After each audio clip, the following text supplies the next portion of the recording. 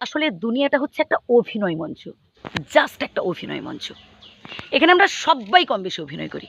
কেউ দেখবেন এই বুকের মধ্যে দুঃখ কষ্ট চেপে রেখে মুখে হাসি ফুটিয়ে তোলার চেষ্টা করি। মানে পৃথিবীর লোকজনের কাছে এটা প্রমাণ করতে চাই যে আমি ভীষণ ভালো আছি। এটা আমার অহংকার। আমি সুখে আছি, এটা আমার অহংকার। ভালো কথা। আবার কেউ দেখবেন সে জীবনে সব কিছু পেয়েছে। টাকা পয়সা বাড়ি গাড়ি কোনো কিছুতেই তার অভাব নেই, তবুও দেখবেন সে কখনো কাউকে হাত তুলে সাহায্য করে না।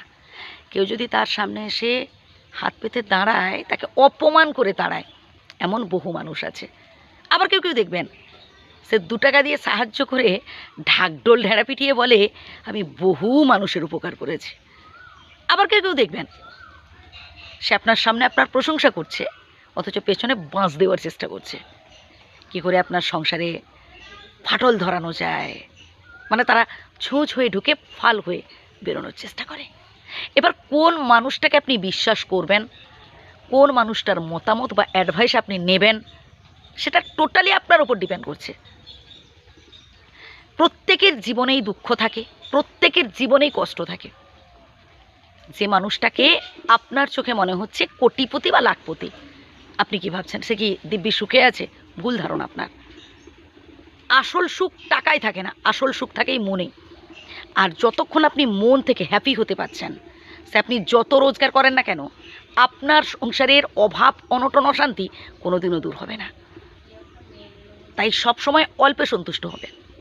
আপনার যতটুকুন আছে, আপনি যতটুকুন উপার্জন করতে পেরেছেন, সেটাই আপনার কাছে অনেক। আমরা সব সময় মানে নিজেকে অবহেলা করে অপরকে গুরুত্ব দিতে চাই। আমরা অনেকে আছি এমন। না বন্ধু, আপনি যখন নিজেকে গুরুত্ব দেবেন না, তখন দেখবেন অপরেও আপনাকে গুরুত্বহীন ভাবতে শুরু করেছে। আপনি আপনার কাছে হিরো, আপনি আপনার কাছে ভীষণই একজন ইম্পর্ট্যান্ট পারসন। আলু সেদ্ধ ভাত খেয়ে থাকুন ঠিক আছে, কিন্তু মাথা উঁচু করে কারোর কাছে মাথা নত করতে যাবেন না। মাথা নত করুন তার কাছে, আসলে যে মানুষটা আপনার শুভাকাঙ্ক্ষী। আপনি আপনার পিতামাতার কাছে মাথা নত করুন, আপনি স্বয়ং বিধাতার কাছে মাথা নত করুন। যিনি আল্লাহ, তিনিই গড, তিনিই ভগবান, তিনিই ঈশ্বর। বিধাতা একজন, তার বহু নাম। আপনি যেই নামে তাকে স্মরণ করবেন, তিনি সেই নামে আপনার কাছে ধরা দেবেন। যাই হোক, তার কাছে মনের সমস্ত সুখ দুঃখের কথাগুলো বলুন। জীবনে যখন কষ্ট পাবেন না, ওই সব দাঁড়িয়ে জনে জনে সবার কাছে বলে বেড়াবেন না, তাহলে পরবর্তীকালে দেখবেন এই মানুষগুলো আপনাকে আরও কষ্ট দিচ্ছে। তাই নিজেকে স্ট্রং রাখতে হবে, পজিটিভ চিন্তা করতে হবে, নেগেটিভ চিন্তাগুলো মাথা থেকে বার করে দিতে হবে। আমি চাই আপনি জীবনে ভালো কিছু অ্যাচিভ করুন, জীবনে সুখী হন, তাই কথাগুলো বললাম। প্রয়োজনে আবারও প্রথম থেকে শুনুন, উপকৃত হবেন। ধন্যবাদ।